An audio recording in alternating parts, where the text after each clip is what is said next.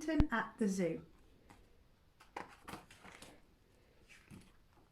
One day, Jonathan and Judy decided to take Paddington on an outing to the zoo.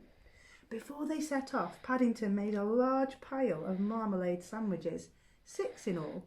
But when they reached the zoo, the gatekeeper wouldn't let them in. "I'm sorry," he said, "pets aren't allowed." "Pets?" repeated Jonathan. "Paddington isn't a pet," said Judy. "He's one of the family." And Paddington gave the man such a hard stare, he let them in without another word. "Come on," said Jonathan. Why don't I take your picture with the parrot?" "Give a great big smile," called Judy. "Say cheese." "Cheese," said Paddington. "Squawk," said a parrot as it took a big bite out of Paddington's sandwich.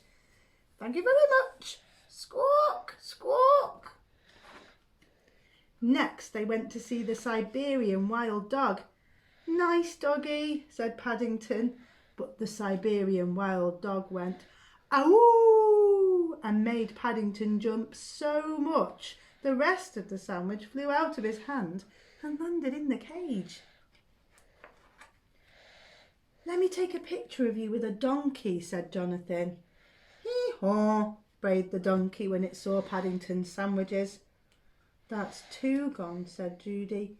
Paddington's smile was getting less cheesy all the time. The elephant didn't wait to be asked either. It simply made a loud trumpeting noise, "Woo, woo," and reached down with its trunk. Paddington watched as his 3rd sandwich disappeared. He began to feel that going to the zoo was not such a good idea after all. But there was worse to follow. When the lion saw them coming, it gave a great roar. Roar!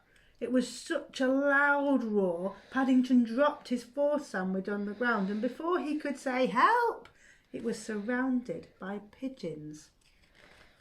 The only ones who didn't say anything were the penguins. They just stood there looking sad, as if they were all dressed up for a party, but had nowhere to go. Paddington felt sorry for them. He gave them sandwich number 5.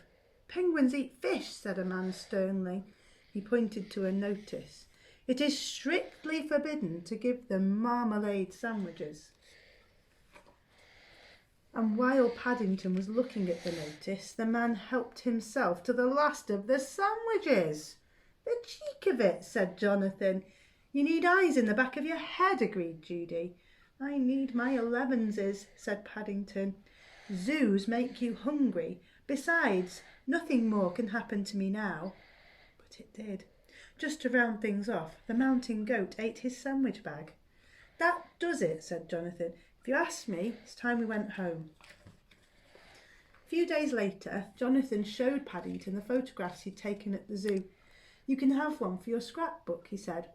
"Which do you like best?" asked Judy. "The one with the parrot," said Paddington promptly.